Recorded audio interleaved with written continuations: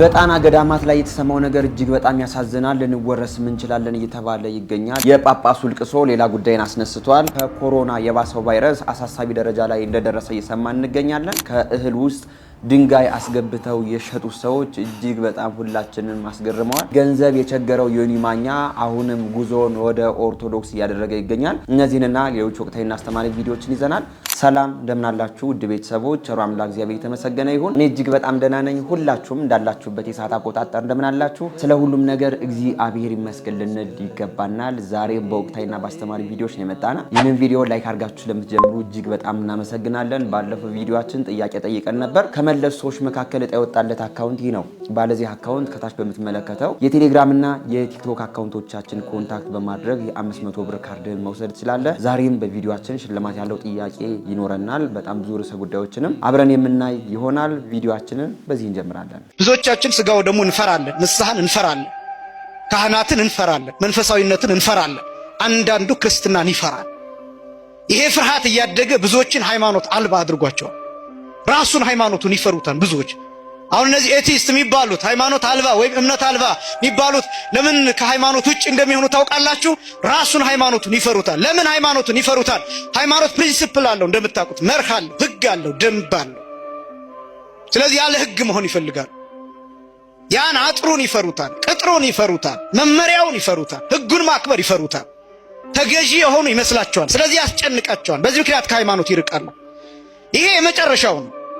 ነገር ግን ብዙዎች ክርስትናቸውን ራሱ እየፈሩ የሚመጡ ከሆነ ወደዚህ ወደ ሃይማኖት አልባነት ይቀየራል። በነገራችን ላይ አንድ ሰው ሃይማኖቱን ራሱ የሚቀይረው ከፍርሃት ነው። ብዙ ሰው ጾም ይፈራል፣ ብዙ ሰው ጸሎት ይፈራል፣ ብዙ ሰው ማስቀደስ ይፈራል፣ ማህሌት መቆም ይፈራል፣ ረጅም ሰዓት በቤተክርስቲያን መቆየት ይፈራል፣ ቄስ ማናገር ይፈራል፣ ነፍስ አባት መያዝ ይፈራል። በዚህ ምክንያት ምን ይሆናል? ከዚህ ሁሉ እኔ ምን አስጨነቀኝ? ራሱ ኢየሱስ ክርስቶስ ነፍስ አባት ያደለው ማለት ይጀምራል። ወደዚህ ያመጣው ግን ፍርሃቱ ነው። በደንብ ብታዩት ሌሎች ቦታዎችን የሚሄድን ሰው ብትመለከቱ መነሻው ፍርሃት ነው።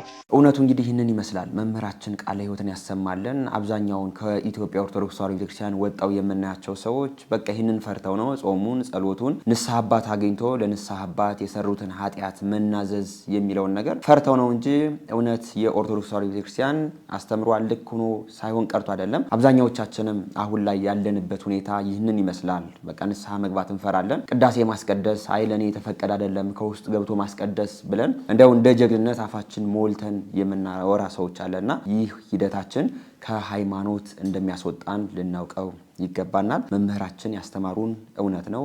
ምንም ወዲህም ወዲያ የሚያስልም ጉዳይ አይደለም። ቃለ ሕይወትን ያሰማልን። እንቀጥላለን ቪዲዮአችንን።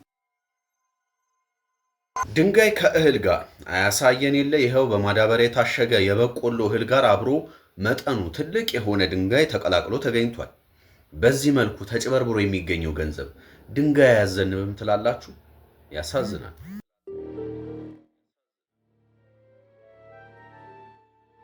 እኔ ዘንድሮ ሁኔታ እኔ ግርም ነው እያለኝ የመጣ በጣም ብዙ ነገሮችን አሳልፈናል። ከዚህ በፊት በርበሬ፣ ቀይ አፈር እየጨመሩ መሸጥ፣ ከጤፍ ጋር ጀሶ እየጨመሩ መሸጥ፣ ዛሬ ደግሞ ትልቅ ድንጋይ እህል ውስጥ አስገብተው እየሸጡ ይገኛሉና እኔ እጅግ በጣም ያሳዝነኛል። አበሶ ደግሞ እንዲህ የሚያደርጉ ሰዎች ይህንን ብር ካገኙ በኋላ ልጅ ያሳድጉበታል፣ በጣም ብዙ ነገሮችን ሊፈጽሙበታል። ግን እውነት በዛ ብር ልጅ ያሳድገውበት ጥሩ የሆነ ልጅ ያሳድጉበታል? እግዚአብሔርስ እንን ልጅ ለወግ ለማዕረግ ያበቀዋል?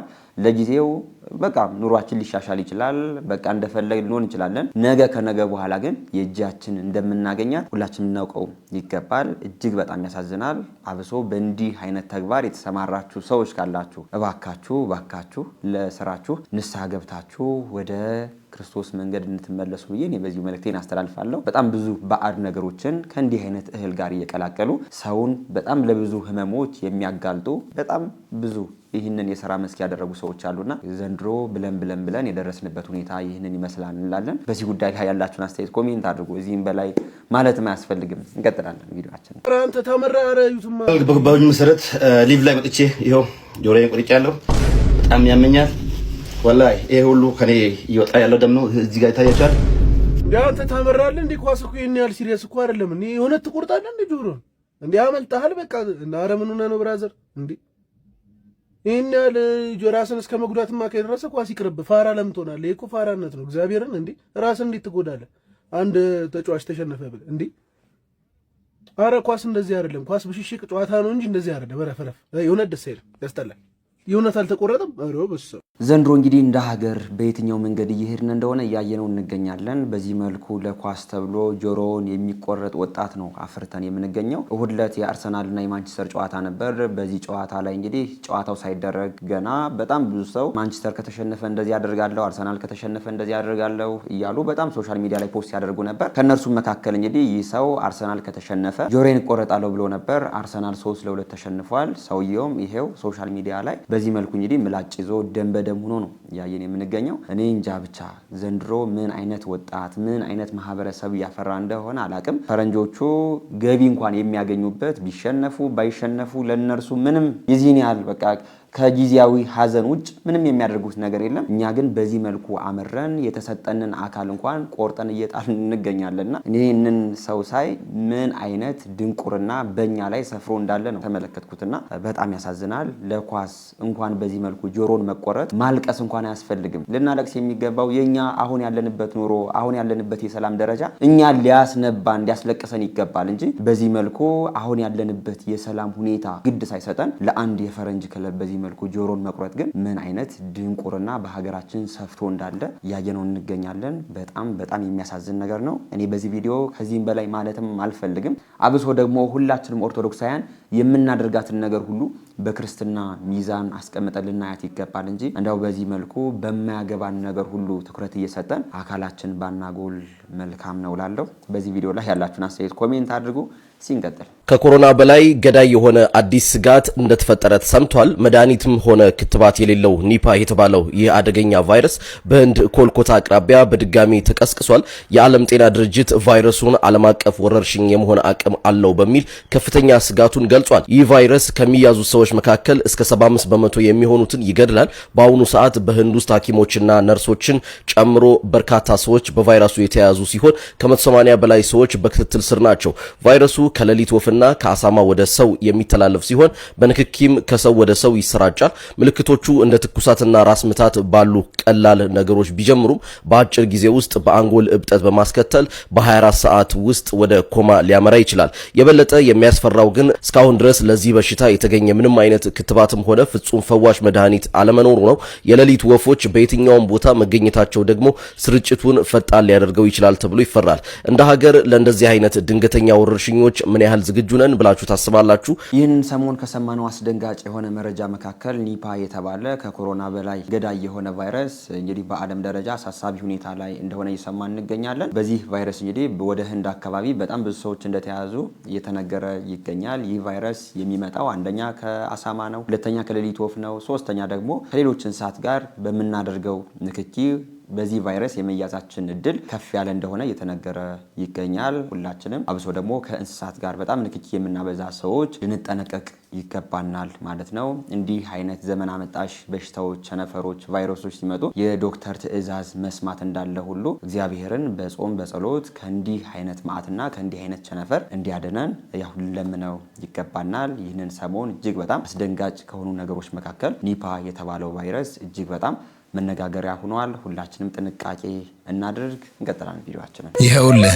አንድ ወጣት ነበረ እና የሰዎች ውዳሴ ከንቱ ማለት የሚሰጡት ክብር ውሸት እንደሆነ ደርሶበት በክፋታቸው ልቡ የቆሰለ ወገቡ የጎበጠ አንድ ወጣት እንዴት መኖር እንዳለበት ግራ ይገባዋል እና ከቤቱ ሲወጣ በስራ ቦታና በአንዳንድ ጉዳዮች የሚያገኛቸው ሰዎች የሚያቀርቡለትም ምስጋና የውሸት ነው። በተጨማሪም ደግሞ የሚያቆስሉትም ሰዎች እንዳሉ ይረዳና እንዴት መኖር አለብኝ ብሎ ቅዱስ አባ መቃርስን ይጠይቃቸዋል። አባቴ እንዴት አድርጌ ልኖር ይላቸዋል። በዚህ ዓለም ማለት እሳቸው ምን አሉት? እስኪ ከመቃብር ዘንድ ሄደ የሞቱትን ሰዎች ስደባቸው አሉት። ሄዶ ሰደባቸው። ያሉኝን አድርጌያለሁ አለ። ምን አሉ አሉት። ምላሽ የለም ዝም አሉኝ አላቸው። በል ተመልሰ ሂድና እናንተ ክቡራን እናንተ ንዑዳን የተከበራችሁ ብለህ ከፍ ከፍ አድርጋቸውና ተናገር አሉት። ሄዶ እንዳሉት አደረገ። ያሉኝን አድርጌያለሁ አላቸው። ምን አሉ አሉት። ዝም አሉኝ አላቸው። አየህ አየህ ልጄ፣ አንተም ምስጋናም እልልታም ውዳሴም ቢያቀርቡልህ ሰዎች ባላወቅከው ቢነቅፉ ቢፈርዱብህም ዝም ብለህ እንደ ሞተ ሰው ኑር አሉት ይባላል። እንደምታውቁት አሁን ላይ የሰው ኑሮ የሰው የአኗኗር ባህል እየከፋ መጥቷል። ለምስጋናም አንመችም፣ ለምርቃትም አንመችም፣ መርገማችንም ደግሞ የከፋ ነው። ፍቅራችንም አስተማማኝነት የለውም፣ ጥላቻችንም ደግሞ ከሰይጣን ብሰዋልና በዚህ ብዙ ስብስብ ነገር ባለበት ሰዓት ይልቁንም ደግሞ ዓለም በተወሳሰበበት የሰው አንድነትና ፍቅር ከገጸ ምድር በጠፋበት ሰዓት እግዚአብሔርን ይዞ እንደ ሞተ ሰው ለእልልታውና ለሞቅታው ደንታቢስ ሆነው ሰዎች ከራሳቸው ተነስተው ከራሳቸው አመንጭተው ለሚያደርጉባችሁም ደግሞ የአላዋቂ አነጋገር የክፋትና የተንኮል አካሄድንም እንዲሁ እንደ ሞተ ሰው ሆናችሁ በማሳለፍ ችላ ብላችሁ መኖር ነው። እናመሰግናለን መምህራችን። ሁላችሁም እንደ ሞተ ሰው ኑሩ። የሞተ ሰው በሰራው ስራ ቢነቀፍም ቢሰደብም ጥሩ ስራ ሰርቶ እንደው ጥሩ ስራን የሰራ ቢባልም ያን የሞተ ሰው ተነስቶ አመሰግናለሁ ስለነቀፋችሁኝ ደግሞ እናንተ ክፉ ናችሁ ብሎ እንደማይናገር ሁሉ ሁላችንም ኑሯችን እንዲህ እንዲሆን በጣም ደስ የሚል ትምህርትና ያስተማሩን ቃለ ሕይወት ያሰማል መምህራችን። እንቀጥላለን ቪዲዮአችን። ተመልከቱት ይህን ቪዲዮ። ታቦት እኮ ነው እየሸኙ ያሉት። ይቻላል እንዴ እንደዚህ? ተመልከቷቸው ደግሞ እኚህን ሙስሊም እኮ ናቸው። በታቦቱ ፊት እየዘመሩ ነው። እንደዚህም ይቻላል እንዴ? አረ ዘንድሮ ምንድነው የመጣብን የሚሉ ሰዎች እኮ አሉ። እግዚአብሔር ልጆች፣ ሕግ ከፍቅር አይበልጥም። ፍቅርን ሁልጊዜ የሚያሸንፍ ምንም ነገር የለም። የእነዚህ ሰዎች አለባበሳቸው ኢትዮጵያ ኦርቶዶክሳዊት ተዋሕዶ ቤተክርስቲያን ስርዓት የተጠበቀ ባይሆንም የእነርሱ ግን ወግና ባህላቸው ነው። ቤተክርስቲያን የምታስቀድመው እነሱን እንጂ ስርዓተ ቤተክርስቲያን እንዲጠብቁ አይደለም። መጀመሪያ ቤተክርስቲያን የምትፈልገው እነሱን ነው። ከነ አለባበሳቸው፣ ከነ ባህላቸው፣ ከነ ሁሉ ነገራቸው እነሱን ትፈልጋለች። ያኔ እኛ ፍቅርን ስንሰጣቸው ፍሬያችን ክርስቶስን ሲገልጥ ወደኛ ይክሳቡና ሁሉ ነገራቸው ቤተክርስቲያን የሚሰብክ ይሆናል።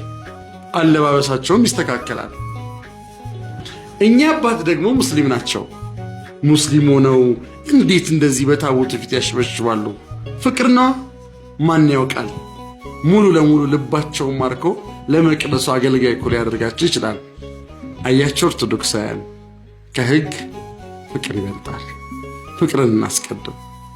ወንድማችን እናመሰግናለን። የጥምቀት በዓልን አስመልክቶ በጣም ብዙ ነገሮችን አይተናል። አብሶ ደግሞ ወደ ሐመር አካባቢ ወደ ደቡብ አካባቢ የጥምቀት በዓልን የሚያከብሩ ኦርቶዶክሳውያንን ቪዲዮዎች ስናይ ነበር። አለባበሳቸው፣ ሁኔታቸው፣ ባህላቸው እንዴት ጠብቀው በደማቅ ሁኔታ የጥምቀት በዓል እንዳከበሩ ይታወቃል። ቪዲዮዎችን ማየታችኋል ብዬ ተስፋ አድርጋለሁ። በዛ ቪዲዮ ላይ የገቡ አንዳንድ ሰዎች እንዴት በዚህ መልኩ እንዴት ነጠላ አይለብሱም፣ እንዴት በዚህ አለባበስ ጥምቀትን ያከብራሉ የሚሉ ኮሜንቶችን ይሰጡ ነበር። እንኳን ወደ ኦርቶዶክስ ተዋሕዶ ቤተክርስቲያን በሰላም መጠው ጥምቀት በዓልን በዚህ መልኩ ያከብሩ ሆኑ ብለን ልንደሰት ይገባል። ዋናው ነገር ማወቅ ያለብን ነገር እኛ ወደ እግዚአብሔር እንቅረብ፣ ምንም እንልበስ፣ ምንም እንሆን፣ ከዛ በኋላ ቤቱ ምን አይነት ቤት እንደሆነ ምን አይነት ስርዓት እንዳለው እያወቅን ስንሄድ ራሳችን ሁሉም ነገራችን እያስተካከል ነው እንሄዳለን እንጂ እንዲያው እነዚህ ሰዎች ለምንድነው እንደዚህ የለበሱትኝ ለምንድነው በዚህ መልኩ የጥምቀት በዓልን የሚያከብሩት ብለን ስለተናገርናቸው ስለተቸናቸው ከቤቱ እናርቃቸዋለን እንጂ በቤቱ እንዲጸኑ አናደርጋቸውም። ወንድማችን ልክ ነው። ከሕግ ይልቅ ፍቅር ይበልጣል። እነዚህ ሰዎች እንግዲህ በፍቅር በቤቱ እንዲጸኑ ስናደርጋቸው ነገ ምን መሆን አለበት ስርዓቱ ምንድነው የሚለውን ነገር ይዘው ነገ ከእነርሱም አልፎ ሰው አስተማሪ ይሆናሉ ማለት ነው። ወንድማችን እጅግ በጣም እናመሰግናለን። ይህንን ሰሞን በጥምቀት በዓል በጣም ብዙ ነገሮችን አይተናል ማለት ነው። ከዚህም ጋር ተያይዞ ትናንት እንግዲህ የቅዱስ ጊዮርጊስ በዓል ነበር። በዚህም በዓል ደግሞ የቅዱስ ጊዮርጊስ ታቦት እንግዲህ ከመንበሩ ወጥቶ በዛው የጥምቀት በዓል እንደሚከበር ይታወቃል። በዚህም በጥምቀት በዓል አንዳንድ የሙስሊም አማኞች በጣም በማንጠብቀው ሁኔታ አግኝተናቸዋል። አንድ ቪዲዮ አንዴ ላሳያችሁ። ጊዮርጊስ ሀብታሙ ጊዮርጊስ አመት አመቱ ያድረሰን እንዲሁ እንዳለና እስተ ልጆቻችን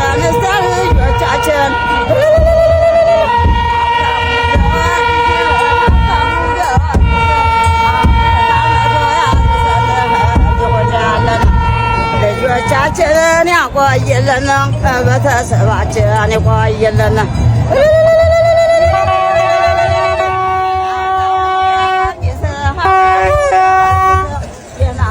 ደና ወጣለን እንዲሁ እንዳለን አመት አመቶ የገመና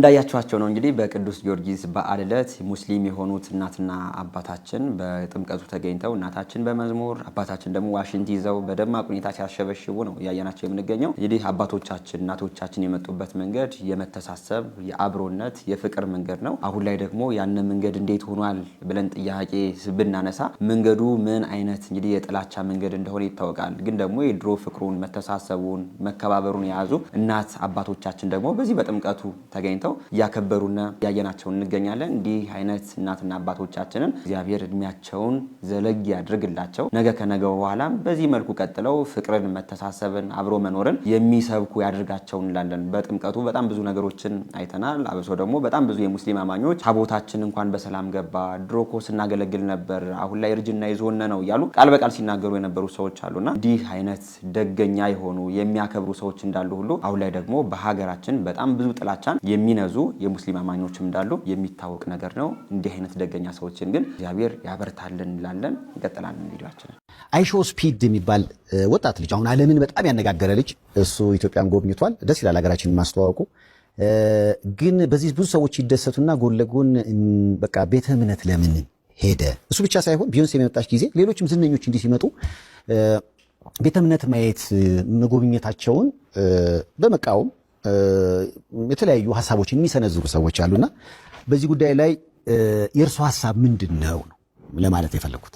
የመጨረሻውን ዘመናዊ ቦይንግ አውሮፕላን ካመረተው ሳይንቲስት ይልቅ እዛ አውሮፕላን ላይ ተሳፍሮ ደህና ዋላችሁ ያለ አርቲስት የበለጠ ይከበራል። ታውቃለህ። አሁን ይሄ የኛ ችግር ብቻ አይደለም። ዓለም አቀፍ ደረጃ ሰው ጠለቅ ያሉ ጭንቅላት የሚጠዩ ጉዳዮች ማተኮር አቁሟል። ልክ ፋስት ፉድ ነው አሁን አስተሳሰብ። አሁን ፋስት ፉድ ፈረንጆቹ ታውቃለህ ስራ በጣም እየበዛባቸው ስለሆነ ቀባ አድርጎ የለም። እንደው ባለፈው እያልኩ ነበር እኔ አንድ ዶሮ እናቶቻቸው 8 ሰዓት ይሰራሉ። አሁን የመጣው ትውልድ 8 ሰዓት ታግሶ ዶሮ ያቆያል። እኔ ስቃይም ነው እውነቱን ለምን እኔ እውነቱን ምግቡ ይጣፍጠኛል እንጂ የሚፈጀውን ሳስብ በጣም 8 ሰዓት የተደከመበት ዶሮ 10 ደቂቃ ነው የሚበላው። ታዲያ ለመብላት ብዙ አሁን ታዲያ ዓለም ምን ሆነ? ፋስት ፉድ ፈጣን ነገር ቀባ አድርጎ ወደ ስራ። አሁን የፋስት ፉድ ምግቦች አስተሳሰባችን በራሱ ፋስት ፉድ አይነት ምግብ አመጋገብ ጀምረናል። ስለዚህ አሁን ያልከውም ልጅ እኔ አይሾ ስፒድ ነው የተባለው አይሾ ስፒድ አው ፍጥነት አሳያለሁ ማለት ነው። ወደ አማርኛ ስተርጎም አጣ እንግዲህ ልጁ ምን እንደሆነ እኔ አይን ነው የሚጠይቀው። ከጆሮ ጋር ግንኙነት ስለሌለው ልጁ እኔ አይናሞች ናቸው የሚያውቁት ነው ለመናገር። እኔ ጆሮ የሚገባ ነገር የለውም። እሱም አላለም እንደ ውሻ ይጮሃል እንደምን ይጮሃል። እኔ ለምን ማህበረሰቡ እንደዛ ሆነ አለ። የእምነት ተቋማት ግን ማበጠር አለባቸው፣ መለየት አለባቸው። እኔ ባለፈው ቢዮንስ የመታ ጃንጥላ ተይዞ ምን ተብሎ ሲባል አይናሞቹ ሲወሩ ሰማው። እንደውም ከነተረቱ በ10 ነበር የመጣችው ታቅ እንደሆነ እና ሰው ምን አለ በሰባት ስላሴ በ10 ቢዮንስ ያለ የኛ ሰው መቼም ኑሮ ነው እንጂ ቢያለቁ ወሬ እኮ ቀንቶታል እኮ ይችላል። እኛው በፊት ቡና እያፈላ ነበር ሲተርብ የሚውለው ኑሮ ማስተንፈሻ አሁን በየቲክቶክ ይተነፍሳል። ይገርማል። እና በ10 በሰባት ስላሴ በ10 ያ ጊዜ ምን ተናገራል። እኔ እንዲህ አይነት ሰዎች ሲመጡ የእምነት ተቋምን መጎብኘት አለባቸው። አዎ እዚህ ሀገር ሌላ የሚታይ ነገር የለንም ታውቃለህ። አሁን እንግዲህ መዝናኛዎቹ መናፈሻዎቹ ከተማ ውስጥ እንደተሰሩ እናያለን። እንግዲህ ያችን አሳይተን ፊት ለፊት ያለችን አሳይተን እንሸኛቸዋለን። ቤተክርስቲያንም ውስጥ ያው እንዳለ ብዙ ቅርስ አለ፣ ታሪክ አለ። የሰው ላሊበላ ሊሄድ ይችላል፣ አክሱማችን ሊሄድ ይችላል፣ ላሊበላችን ሊሄድ ይችላል፣ እዝም ሊሄድ ይችላል። እንደ ሰው መጎብኘቱ ተገቢ ነው። እንግዲህ እንደ አቅሙ የውጭ ሀገር ዜጋ ነው። ነገር ግን በዛ ልክ ሃይማኖትን አዋርዶ ዝቅ አድርጎ ሸብረብ ማለቱ ብዙ አትራፊ አይመስለኝም። ያደረጉ ሰዎች እንግዲህ ያገኙት ትርፍ መተው ቢነግሩን ትርፍ ከተገኘበት እንግዲህ ዓለም ገንዘብ ከተገኘ እግዚአብሔር 30 ብር ተሽጧል ገበያው ሲደራ። መጋቢ ሐዲስ እሸቱ እንግዲህ በዚህ መልኩ ስለ አይሾ ስፒድ መልሳቸውን ሰጠዋል። እንግዲህ አይሾ ስፒድ በቤተክርስቲያን መገኘቱ ወይም ደግሞ መጎብኘቱ ትልቅ ችግር ኑሮት አይደለም፣ ግን ደግሞ የገባበት የተገኘበት ቦታ የተቀደሰ ቦታ እንደሆነ አውቆ ያነ ቦታ የሚያስፈልገውን ስርዓት ሊያደርግ ይገባል እንጂ እንደው እንደፈለገው ሊጮህበት እንደፈለገው ሊዘልበትም አይገባም። ያነ ስርዓት ስላልተነገረው ግን በዛ በቤተክርስቲያን ላይ ተገኝቶ ሲጮህ ሲዘል የሆነ ብቻ ያልሆኑ ነገሮችን ሲያደርግ ተመልክተናል። በዚህም ጉዳይ ሁላችንም ኦርቶዶክሳውያን ለምን ብለን ጥያቄያችን አንስተን ነበርና ማንም ይሁን ብቻ በቤተክርስቲያን ላይ መጥቶ ቤተክርስቲያን ማየት የሚፈልግ ሁሉ የቤተክርስቲያንን ስርዓት አክብሮ ጎብኝቶ ሊሄድ ይገባል እንጂ ራሱ እንደፈለገው ስርዓት በሌለው መንገድ ግን ሊያደርገው አይገባም። መጋቢ ሐዲስ እሸቱ በሰይፉ ሾው ላይ ቀርበው የሰጡት መልስ ነው። መጋቢ ሐዲስ እሸቱ እጅግ በጣም እናመሰግናለን። እናንተ በዚህ ቪዲዮ ላይ ያላችሁን አስተያየት ኮሜንት አድርጉ። እንቀጥላለን። ይሄ ገዳም የጣና ገዳማቶች ናቸው። አሁን በዚህ ገዳም መጥተውብናል። ይሄን ገዳም ሊወርሱብን ነው።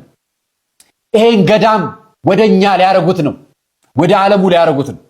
ኢትዮጵያ ውስጥ ገዳማትን ተወርስና በዩኔስኮ ከዛ ገዳማውን አስወጥተህ የጉብኝት ስፍራ ታደርጋቸዋለህ። በዩኔስኮ እንዲመዘገብ አንፈልግም። የአማራ ክልል ቱሪዝም ቢሮ ነው ይሄን የጠየቀው፣ ቤተክርስቲያን አይደለም የጠየቀችው። አንፈልግም። ዩኔስኮ መዘገበልን አልመዘገበልን አያስቀድሰንም፣ አያረክሰንም፣ ቅዱስ አድርጎን አያውቅም። ዩኔስኮ ለገንዘብና ቤተክርስቲያንን ከምዕመኑ የመለየት ስራ ነው የሚሰራው። ዩኔስኮ ከሚያደርገው አንዳች ነገር ምን እንደሆነ ልንገራችሁ። ኮምፕሬሄንሲቭ ሴክሹዋል ኤጁኬሽንን በዓለም አቀፍ ደረጃ እያሰለጠነ ነው። የኃጢአተ ሰዶም ትምህርትን በየፕሮጀክቱ በየትምህርት ተቋማቱ እያሰለጠነ ነው። ይሄ ነው የዩኔስኮ ስልጣን። ዩኔስኮ እያሰለጠነ ያለው ይሄንን ነው። ዓለም አቀፍ ላይ በጀት የሚበጅተው ለዚህ ነው። እሱ ተቋም ነው አሁን ቤተክርስቲያናችንን የዓለም ቅርስነት ትመዝገብ ብሎ የመጣው። ገዳማችንን የምንጸልይበትን ወደ ፈጣሪ የምንገናኝበትን የምናስቀድስበትን ቅዱሱን ስፍራ ሊያረክሱብን። ይሄው የአማራ ክልል ቱሪዝም ቢሮ የለጠፈው ዜና ነው።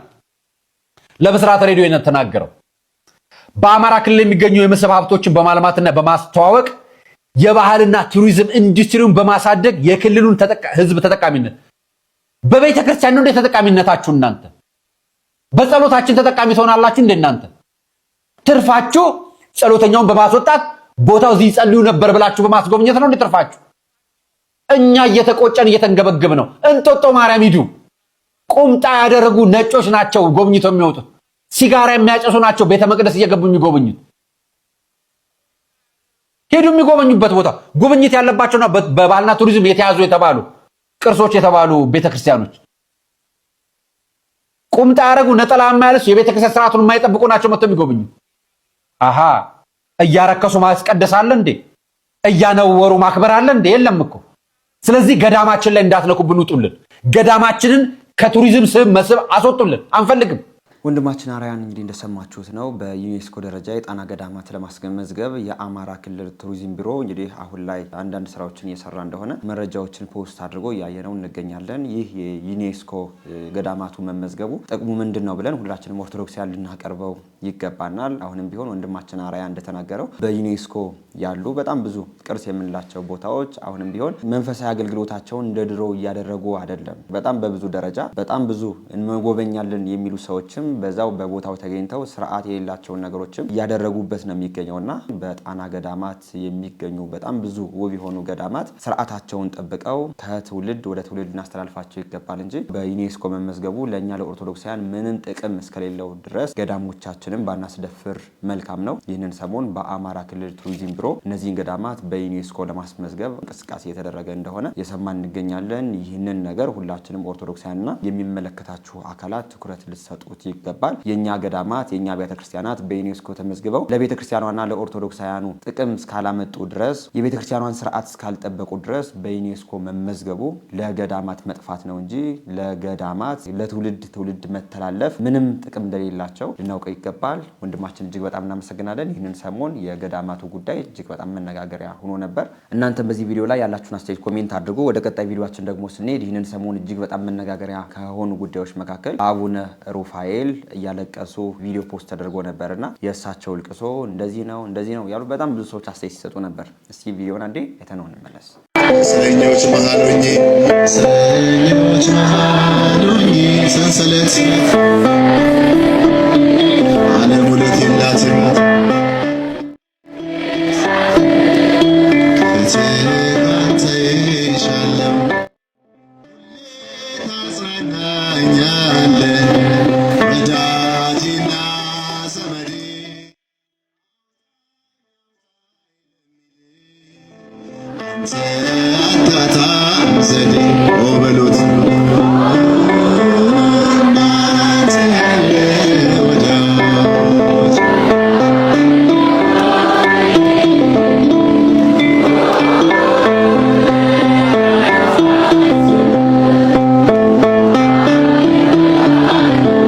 ሰሞን እጅግ በጣም መነጋገሪያ ከሆነ ጉዳይ መካከል እንግዲህ አቡነ ሩፋኤል በዚህ መልኩ ማልቀሳቸው ነው። ልቅሷቸው እንደዚህ ነው፣ ያዞምባ ነው፣ ቤተክርስቲያን እንደዚህ አድርገው በዚህ መልኩ ማልቀሳቸው ስለ ኑሯቸው ነው እንጂ ስለ ቤተክርስቲያን አይደለም የሚሉ ኮሜንቶች እጅግ በጣም በዝተዋል። በዚህ ጉዳይ ምን ትላላችሁ? እስኪ ኮሜንት አድርጉ። ይህንን ሰሞንም አንድ መልእክትን እሳቸው አስተላልፈው ነበር ከማስመሰል ጋር ተያይዞ ማለት ነው። እሳቸው ማልቀሳቸው ማስመሰል ነው የሚሉ ነገሮችም ስላሉና እስኪ አንድ ቪዲዮ አይተን እንመለስ። ልጆቼ አስመሳይ ሆኖ ከመኖር ይሰውራችሁ። አስመሳይም አትሁኑ፣ ለህሊናችሁ ኑሩ። በውሸት ስንቱ ትዳር ፈረሰ። በውሸት ስንት አባትና እናት ተለያየ።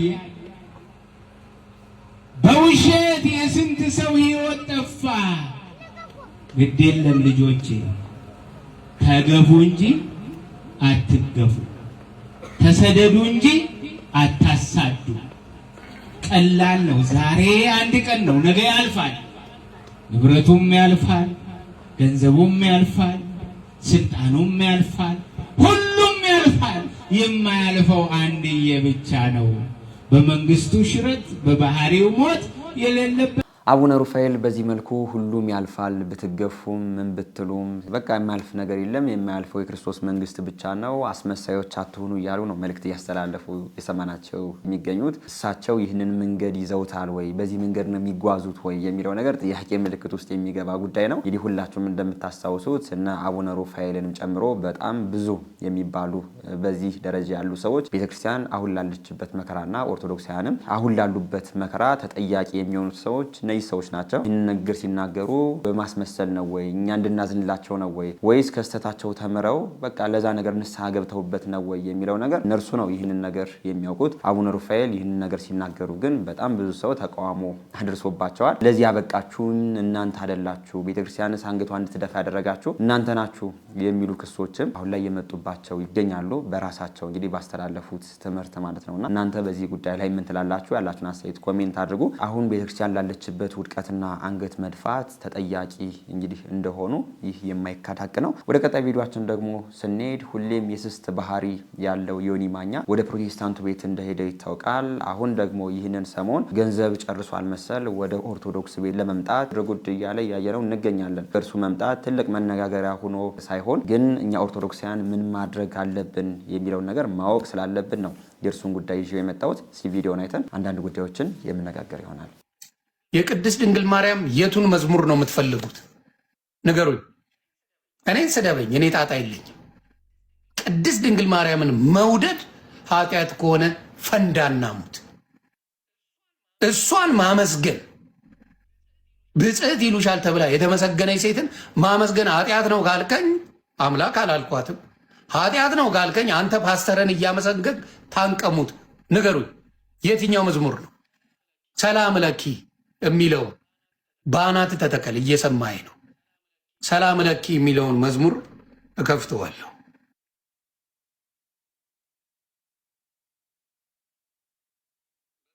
በጣም የምወደውን መዝሙር ነው። ሰላም ለኪ ማርያም የሚለውን መዝሙር እከፍተዋለሁ። ትታነቃለህ፣ ቶሎ ብለህ ታነቅ። ዮኒ ማኛ ደግሞ በዚህ መልኩ እንግዲህ ገንዘብ ጨርሷል መሰል ወደ ኦርቶዶክሱ ለመሄድ ይሄው ሽር ጉድ እያለ ያየነው እንገኛለን። እንዲያው ይህንን ቪዲዮ ሳመጣ የዮኒ ማኛ ወደ ኦርቶዶክስ መምጣት ሁላችን አስደስተውን ሳይሆን ግን ደግሞ ማድረግ ያለብን ነገር አለ። ዮኒ ማኛ ወደ ፕሮቴስታንቱ ሲሄድ እኛ ኦርቶዶክሳውያን ለምን ሄደ እያልን በጣም ተናደን ብዙዎቻችን በጣም ብዙ ነገር ስንል ነበር። ወደ ሙስሊሙም ሲሄድ እንደዛ ተብሎ ነበር። አሁን እንደገና ዙሩን ጨርሶ እኛ ወደ ፍቅር ሲዝም ይሄዳል ስንል ወደ ኦርቶዶክስ መጥቷልና በቲክቶክ ያላችሁ እህት ወንድሞቻችን ይህንን ሰሞን እንግዲህ ዮኒ ማኛ በቃ ወደ ኦርቶዶክስ መለሳለሁ ስላለ ገብታችሁ ቲክቶክ ላይ ጊፍት በመስጠት ወቃ ወደኛ ስለመጣ እናመሰግናለን በማለት እንድትሳተፉ አይደለም ሁላችንም ኦርቶዶክሳውያን የምንፈልገው። እንዲህ አይነት ሰዎች አሁንም ቢሆን ኦርቶዶክሳውያንና ቤተክርስቲያናችንን ሁሌም ቢሆን የሚሰድቡና የሚያሰድቡ ስለሆኑ በላይባቸው ባለመገኘትና እነርሱም መጡ ሄዱ ለኛ ምንም አይነት ጥቅም እንደሌለው ልናሳያቸው ይገባል እንጂ ኦርቶዶክስ መጣ ተብሎ እኛ ኦርቶዶክሳውያን ሆሆ ካልን ከኦርቶዶክስ ወጣ ብለን ደግሞ እኛ ኦርቶዶክሳውያን የምናዝን የምናለቅስ ከሆነ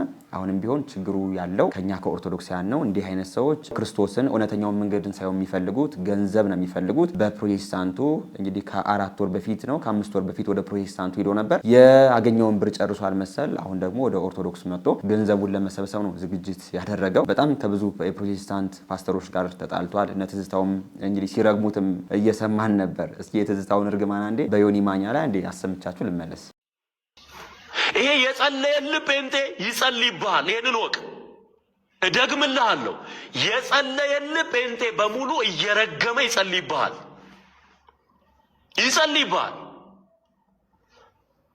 በእግዚአብሔር ፊት ነው የምናገረው። ብዙ ቅዱሳን ልባቸው በአንተ እንደተጎዳ አውቃለሁ። በጣም ብዙ ሰዎች ሲጸልዩልህ የኖሩ ሁሉ እግዚአብሔር እንዲፈርድብህ የፍርድን ጸሎት ሊጸልዩ ይችላል። ገለል እንዲያደርግ ሊጸልዩ ይችላል። አካውንትህን ለማዘጋት ምን ያህል እንደተነሱ አይተሃል።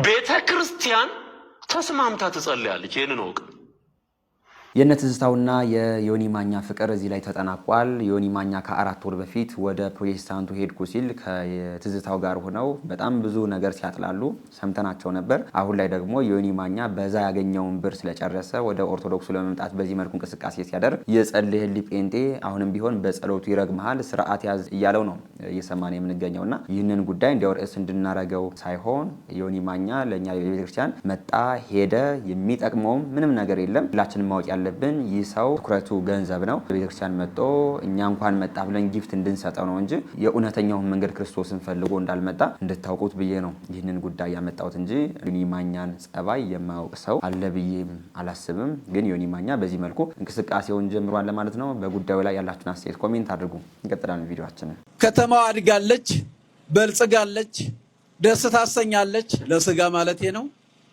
ብዙ ነገር ይታይባታል። ጎብኚዎች አሉባት። ጎብኚ ዝም ብሎ ከሀገር ወዲያና ወዲህ የሚል ማለት ነው። ነገር ግን ከተማዋ አድጋለች፣ ሰዎች ግን አላደጉም። ዓለም የተቸገረችው ለዚህ ነው። ሰዎች ሳያድጉ ከተማው ያድጋል። ሰው ሳያድግ ከተማው ያድጋል። ሰው ራሱ ሳያድግ አለባበሱ ያድጋል። አለባበሱ ይለወጣል።